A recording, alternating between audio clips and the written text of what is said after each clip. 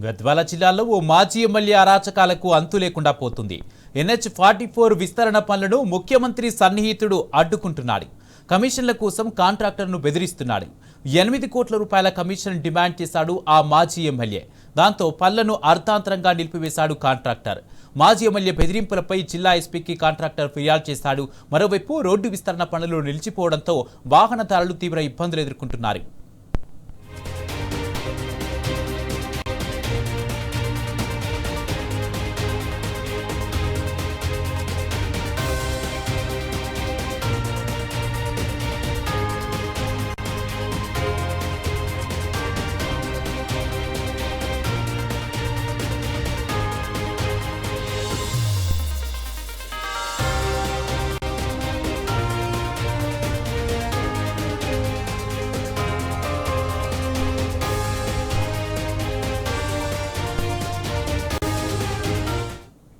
గద్వాల జిల్లాలో ఓ మాజీ ఎమ్మెల్యే అరాచకాలకు అంతు లేకుండా పోతుంది.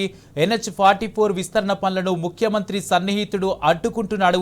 ఇదే అంశానికి సంబంధించి పూర్తి అప్డేట్స్ మా క్రైమ్ బ్యూరో చీఫ్ భాస్కర్ అందజేస్తారు. భాస్కర్, మాజీ ఎమ్మెల్యే బెదిరింపులపై జిల్లా ఎస్పీకి కాంట్రాక్టర్ ఫిర్యాదు చేసినట్టుగా తెలుస్తుంది. దీనికి సంబంధించి పూర్తి అప్డేట్స్ ఏంటి? గద్వాల జిల్లాలో మాజీ ఎమ్మెల్యే దౌర్జన్యం అడ్డు అదుపు లేకుండా పోతుంది. జాతీయ రహదారి 44 విస్తరణ పనులను అడ్డుకున్నటువంటి ముఖ్యమంత్రికి సన్నిహితుడిగా చెప్పుకున్నటువంటి ఒక వ్యక్తి, ఆయన కాంగ్రెస్ పార్టీలో కీలక నేతగా ఉన్నాడు. కమిషన్ల కోసం కాంట్రాక్టర్లను బెదిరింపులకు పాల్పడుతున్నటువంటి పరిస్థితి కనిపిస్తోంది.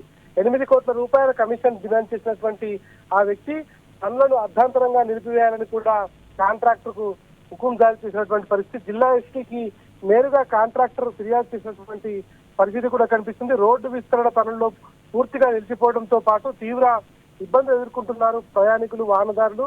కాంట్రాక్టర్ ఆంధ్ర ముఖ్యమంత్రి తనయుడు ఆంధ్ర మంత్రి నారా లోకేష్ కు సన్నిహితుడిగా చెప్తా ఉన్నారు. మొత్తం వ్యవహారంపై ఇక రాష్ట్ర వ్యాప్తంగా సంచలనం రేవెత్తడంతో రాష్ట్ర వ్యాప్తంగా ఉన్నటువంటి కాంగ్రెస్ నాయకులు, మంత్రులు, ముఖ్యమంత్రితో సహా అందరూ కమిషన్ల పేరు కోసం ఇవాళ రాష్ట్రంలో కాంగ్రెస్ పార్టీ అధికారంలోకి వచ్చిన తర్వాత నుంచి ఎక్కడ పడితే అక్కడ పూర్తి స్థాయిలో కమిషన్ల కోసం ప్రకృతి పడుతున్నటువంటి పరిస్థితి కనిపిస్తుంది. కమిషన్ ఇవ్వందే ముఖ్యమంత్రి, ఉప ముఖ్యమంత్రి నుంచి మొదలుకుంటే కాంగ్రెస్ సామాన్య కార్యకర్త వరకు అదే తరహాలో నడుస్తోంది. ఇక ఉమ్మడి మహబూబ్నగర్ జిల్లా విషయానికి వస్తే ఇక్కడ గద్వాల నియోజకవర్గంలో ఓడిపోయినటువంటి కొంతమంది ఎమ్మెల్యేలు ఉన్నప్పటికీ వాళ్ళ హుకుం మేరకే అధికారులందరూ పనిచేయాల్సినటువంటి దౌర్భాగ్యమైనటువంటి పరిస్థితి ఏర్పడింది. దీంట్లో నీళ్ల నుంచి మట్టి పని వరకు, అంటే మట్టి, ఇసుక, వాటర్ ఏదైనా కూడా ఇక్కడ పనిచేయాలంటే ఖచ్చితంగా వాళ్ళ ముడుపులు అప్పచెప్పాలి అనేటువంటిది చాలా స్పష్టంగా తెలుస్తా ఉంది. బెంగళూరుకు, చెన్నైకి, హైదరాబాద్ నుంచి వెళ్ళేటువంటి జాతీయ రహదారి, తెలంగాణ బార్డర్ లో ఉండేటువంటి ఆలంపూర్ కు సంబంధించినటువంటి విజయపల్లి నుంచి ఆలంపూర్ వరకు జాతీయ విస్తరణ పనులు జరుగుతున్నటువంటి పరిస్థితి కనిపిస్తోంది. పుల్లూరు టోల్ గేట్ అనేటువంటి టోల్ గేట్ ఉంటుంది. ఆ టోల్ గేట్ దాటితే ఆంధ్ర బార్డర్ స్టార్ట్ అవుతుంది కర్నూలు జిల్లాకు సంబంధించి.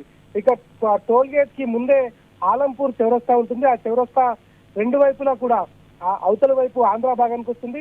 అటు కృష్ణా దాటిన తర్వాత తుంగభద్రకు, కృష్ణాకు మధ్యలో ఉండేటువంటి ఏరియా హైవేను డివైడ్ చేస్తుంది. ఆ డివైడ్ చేసేటువంటి విస్తరణ పనుల కోసం ఒక ఆంధ్ర కంపెనీకి సంబంధించినటువంటి వ్యక్తి నేరుగా కాంట్రాక్టర్ ను దక్కించుకొని ఆ కాంట్రాక్టర్ నేపథ్యంలో వర్క్ మొదలు పెట్టేటువంటి సందర్భంలో సెంట్రల్ గవర్నమెంట్ కాంట్రాక్ట్ ఇది.